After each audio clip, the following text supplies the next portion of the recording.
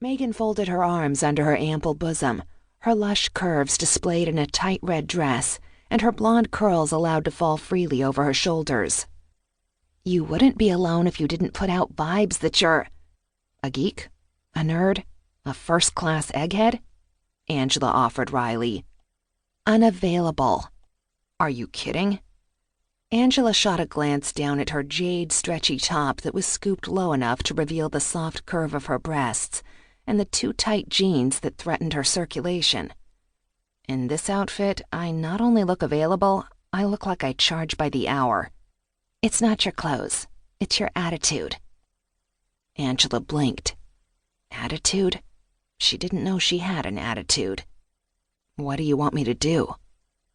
Megan placed her hands flat on the table, eyeing Angela with the same stern expression she used on her students at the local preschool. "Pay attention to the men who are here, not the one who isn't." Angela tried to squelch the renegade blush that stole beneath her cheeks. "I don't know what you mean." "I mean that it's all fine and dandy to moon over Professor Hottie, but what's it gotten you?" A blonde brow arched. "Unless there's something you're not telling me?" Angela ducked her head, allowing her finger to trace the beads of moisture that trickled down her untouched drink. Professor Hottie. Or better known as Dr. Nikolo Bartrev. He'd arrived at the university 6 weeks before, a tall, dark stranger who'd been invited by the president to review their science curriculum.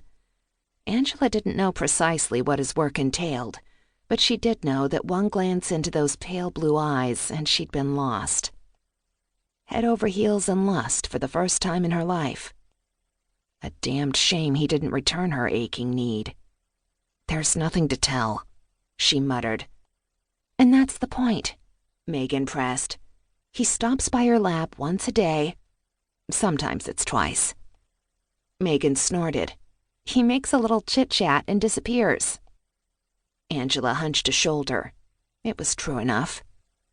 The first time Dr. Bartrev had strolled into her lab, she'd nearly had a heart attack. She'd just finished teaching a freshman biology class, and he'd waited for the giggling girls to drag themselves past him before he slowly approached her desk.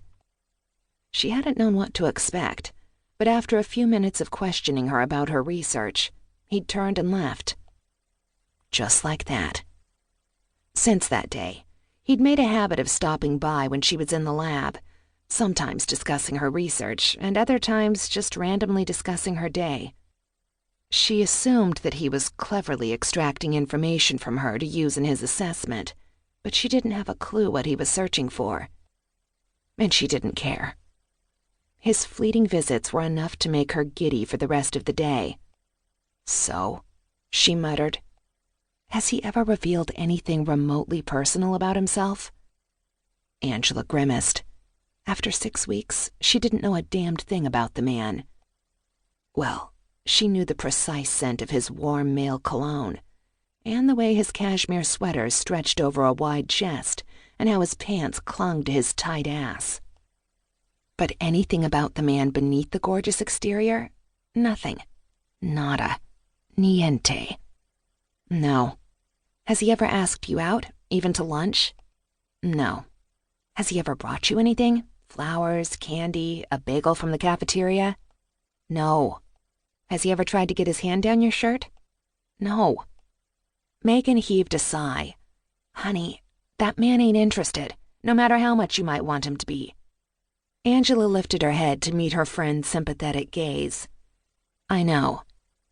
The blonde grabbed the plastic sword that held a candied cherry from Angela's glass. "Then drink your gin fizz and give that nice stud muffin by the door a big smile."